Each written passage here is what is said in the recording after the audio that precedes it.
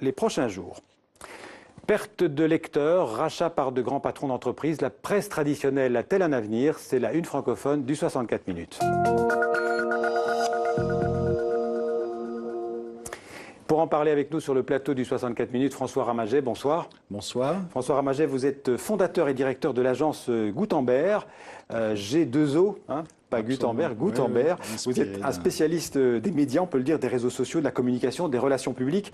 Alors c'est un secret pour personne, la presse traditionnelle est en grande difficulté, hein, les tirages diminuent chaque année, même chaque mois, les recettes publicitaires reculent, des emplois disparaissent. Bref, c'est un tableau très sombre de cette presse traditionnelle, mais vous en êtes convaincu, nos médias traditionnels, vous le dites, ont un avenir. Absolument. C'est vrai que le constat que vous faites est en grande partie malheureusement juste. La presse est malade, on le voit tous les jours, mouvements sociaux, licenciements, encore cette semaine, non-parution des quotidiens nationaux par solidarité avec l'AFP. Beaucoup de soucis, mais il y a des raisons d'espérer. Ouais. La première raison, c'est qu'il y a un lectorat fidèle. Il y a 21 millions de Français chaque jour qui lisent un quotidien. C'est la moitié des adultes de ce pays. La deuxième raison, c'est qu'on a de très belles marques de presse. Elles ont de la valeur aux yeux de leurs lecteurs. Je ne sais pas si vous lisez Le Figaro, Les Échos, Libération ou ce que vous voulez, mais vous avez un choix et vous êtes attaché à une marque de presse que vous fréquentez parce que vous savez qu'il y a une information de qualité. Et cet attachement aux marques, c'est vraiment un capital que les sociétés de médias doivent continuer d'explorer. Mais les lecteurs se déplacent, ils lisent de moins en moins de papier. Est-ce que ce sont les mêmes lecteurs qu'on retrouve sur les sites internet des journaux? Il y a effectivement un phénomène générationnel qui fait que le papier tombe un peu en désuétude. Mais ce n'est pas un problème de support, c'est un problème de qualité d'information. Ce qui est important, c'est qu'on maintienne des rédactions, c'est qu'on maintienne des journalistes. C'est important pour deux raisons.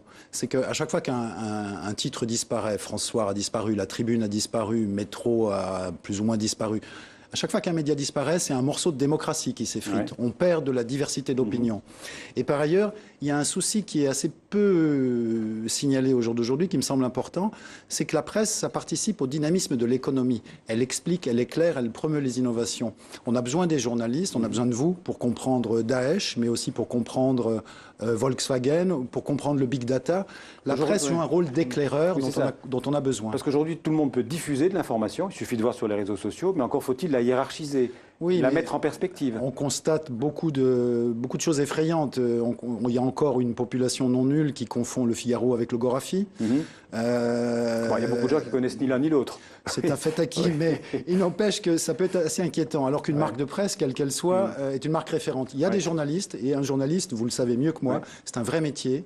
C'est sourcer de l'information, c'est la recouper, c'est la mettre en perspective. Alors ce qu'on a constaté quand même ces derniers temps, c'est une concentration. Il y a plusieurs grands patrons français, je vais en citer quelques-uns. Patrick Drahi, par exemple, qui est devenu, entre autres, propriétaire de Libération, de l'Expansion, du groupe L'Express, récemment du magazine Stratégie. Il y a Xavier Niel, qui est copropriétaire du Monde, de Télérama, du Nouvel Obs.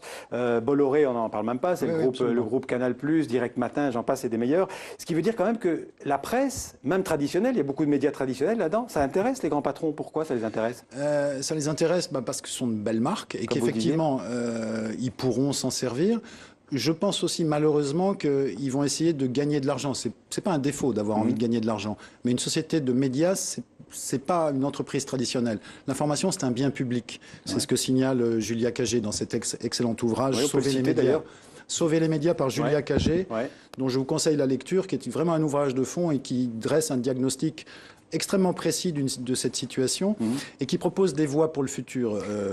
Justement, comment est-ce qu'elle peut s'en sortir, cette presse traditionnelle? Parce qu'elle ne peut pas espérer des aides publiques, il n'y a plus d'argent, c'est peut-être pas d'ailleurs la solution. Elle ne doit pas recourir seulement au mécénat. Il y a un double danger. Le premier danger, c'est l'autocensure des rédactions. Déjà aux États-Unis, on voit que le traitement d'Amazon par le Washington Post n'est pas exactement le même depuis que Jeff Bezos. Parce que le mécénat, ça peut entraîner l'autocensure, évidemment. Absolument. Donc il n'y a pas de censure directe. Je n'accuse pas ces grands patrons de vouloir influer sur les lignes éditoriales. Les journalistes s'autocensurent. Et c'est un premier danger qui est à la marge. Et ça, je pense que c'est embêtant. Et le second danger, c'est d'essayer de rentabiliser en restreignant les rédactions. Moins de journalistes, je pense que vous le savez, je prêche un convaincu, c'est moins de capacité à faire des sujets, c'est moins de capacité à aller en profondeur, c'est moins de capacité d'investigation. Donc le vrai danger, c'est qu'on on risque une déperdition de qualité. Encore au jour où on se parle, 120 journalistes, il est question de diminuer les effectifs de l'Express de 120 personnes, dont un bon nombre de journalistes. Donc un vrai danger que à pagination égale, il y ait moins de gens pour fabriquer l'information et donc d'avoir une déperdition de qualité.